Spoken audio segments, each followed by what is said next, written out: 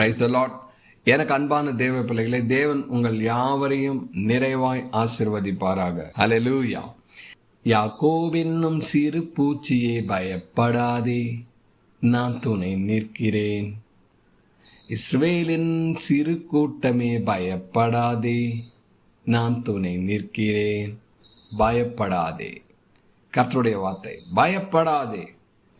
இது இயேசு மகாராஜா இந்த பூமிக்கு வந்த பிற்பாடு பல சமயங்களில் தம்முடைய சீடர்களிடத்தில் உரைத்திருக்கிறதை நாம் பார்க்கிறோம். அவர்களுடைய சீடர்கள் அஞ்சி நடுங்கிய போதெல்லாம் இயேசு மகாராஜா சொல்றார், பயப்படாதே. பயம் என்பது பிசாசு உண்டாக்குகிற காரியம். அதை கண்டு நீங்கள் பயப்படும் போது தேவன் மீது கொண்ட விசுவாசத்தில் குறைவுபடுகிறீர்கள் என்பதை மறந்து விடாதீர்கள். நமக்குள்ள ஒரு பயம் இருக்க வேண்டும். அது என்ன பயம் என்றால், தேவனுக்கு பயப்படுகிற பயம். அது அன்பின் நிமித்தமான பயம். தகப்பனுக்கு பிள்ளைகள் பயப்படுகிற பயம். ஆனால் பிசாசுக்கு நாம் ஒருபோதும் பயப்படக்கூடாது. அவன் நம்முடைய சூழ்நிலைகளை வைத்து நம்மை அச்சப்படுத்த பார்க்கலாம், அல்லது நம்முடைய ஏதேனும் ஒரு தவறுகளை தப்பிதங்களை வைத்து அச்சப்படுத்தி பயமுறுத்தி விழும்படி செய்ய பார்ப்பான்.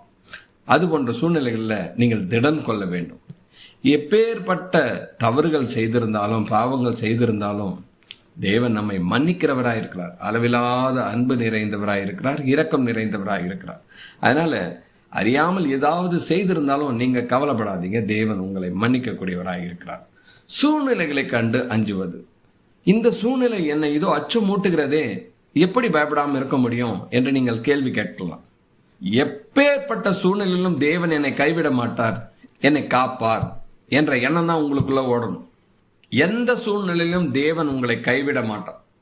எந்த சூழ்நிலையிலும் தேவன் உங்களை காக்கக்கூடியவர். அதாவது கடைசி நொடி பொழுதுல கூட உங்களை தேவன் காக்கக்கூடியவர் என்பதை குறித்து ஒரு காரியத்தை தான் வேதத்திலிருந்து உதாரணமாய் சொல்ல போகிறேன். 1 சாமுவேல் புத்தகம் 23ஆம் அதிகாரத்தில் ஒரு சம்பவம் நடக்கிறது. சவுலும் சவுலினுடைய மனுஷரும் தாவீதை பிடிப்பதற்காக தாவீதை வளைத்துக் கொள்கிறார்கள். இரண்டு புறமும் சென்று கிட்டத்தட்ட நெருங்கிட்டாங்க. தாவீதை பிடிப்பதற்காக நெருங்கிட்டாங்க. அந்த சமயத்துல தேவன் தாவீதை எப்படி காக்கிறார், எப்படி அதுல இருந்து தப்பிக்கும்படி செய்கிறார் என்பதை நான் வேதத்துல வாசிக்கிறேன் பாருங்க. 1 சாமுவேல் புத்தகம் 23ஆம் அதிகாரம் 25ஆம் வசனத்திலிருந்து வாசிக்கிறேன் பாருங்க. சவுலும் அவன் மனுஷரும் தாவீதை தேட வருகிறார்கள் என்று அவனுக்கு அறிவிக்கப்பட்ட போது அவன் கன்மலையிலிருந்து இறங்கி மாகோன் வனாந்தரத்திலே தங்கினான். அதை சவுல் கேள்விப்பட்டு மாகோன் வனாந்தரத்திலே தாவீதை பின்தொடர்ந்தான். 26ஆம் வசனம் பாருங்க. சவுல் மலையின் இந்த பக்கத்திலும் தாவீதும் அவன் மனுஷரும் மலையின் அந்த பக்கத்திலும் நடந்தார்கள். சவுலுக்கு தப்பிப்போக தாவீது தீவிரித்த போது சவுலும் அவன் மனுஷரும் தாவீதையும் அவன் மனுஷரையும் பிடிக்கத்தக்கதாய் அவர்களை வளைத்து கொண்டார்கள். 2 பக்கமும் ரவுண்ட் அப் பண்ணிட்டாங்க, கிட்டத்தட்ட நெருங்கிட்டாங்க. அந்த சமயத்தில் அந்த நொடி பொழுதுல என்ன நடக்கு பாருங்க. 27ஆம் வசனம். அந்த சமயத்தில் ஒரு ஆள் சவுலிடத்தில் வந்து, நீர் சீக்கிரமாய் வாரும், பெலிஸ்தியர் தேசத்தின் மேல் படையெடுத்து வந்திருக்கிறார்கள் என்றான். அதனால் சவுல் தாவீதை பின்தொடர்கிறதை விட்டு திரும்பி பெலிஸ்தரை எதிர்க்கும்படி போனான். ஹல்லேலூயா. எவ்வளவு ஒரு அற்புதமான காரியம் பாருங்க.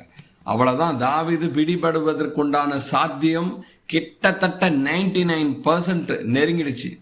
அவ்வளவுதான், தாவீதை பிடிக்க போறாங்க.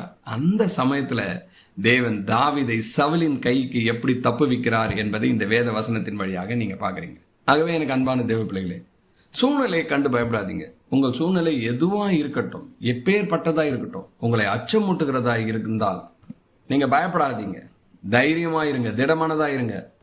நம்முடைய தேவன் மிகவும் பெரியவர், அதை நீங்கள் ஒரு நாளும் மறந்து விடாதீர்கள். ஆகவே உங்கள் விசுவாசத்தில் குறைவுபடாதபடி பார்த்துக் கொள்ளுங்கள். ஏனென்றால் இயேசு மகாராஜா இந்த பூமியில் இருக்கும்போது பல சமயங்களில் தம்மிடத்தில் வந்து நன்மைகளை பெற்றுக்கொண்டவர்களிடத்துல சொன்ன வார்த்தை இதுதான், உன் விசுவாசத்தின்படியே ஆக கடவது என்று சொல்லுவார். அப்போ உங்க விசுவாசம் குறைவுபட்டு விட்டால் ஒன்றுமே செய்ய முடியாது. சாத்தான் உரிமை பாராட்டுவான். ஆகவே எனக்கு அன்பான தேவ பிள்ளைகளே, எந்த சூழ்நிலையை கண்டும் பயப்படாதீங்க. உங்கள் பாவத்தை குறித்து நீங்கள் பயப்படாதீங்க. இனி பாவம் செய்யாமல் இருப்பது தான் முக்கியம். தேவனிடத்தில் ஒப்புவித்து விடுங்கள். அவர் உங்கள் பாவத்தை மன்னித்து உங்களை மேன்மை அடையும்படி செய்வார். ஹல்லேலூயா. ஆகவே எனக்கு அன்பான தேவ பிள்ளைகளே, பயப்படாதிருங்கள், தேவன் நம்மோடு கூட இருக்கிறார். ஆமென்.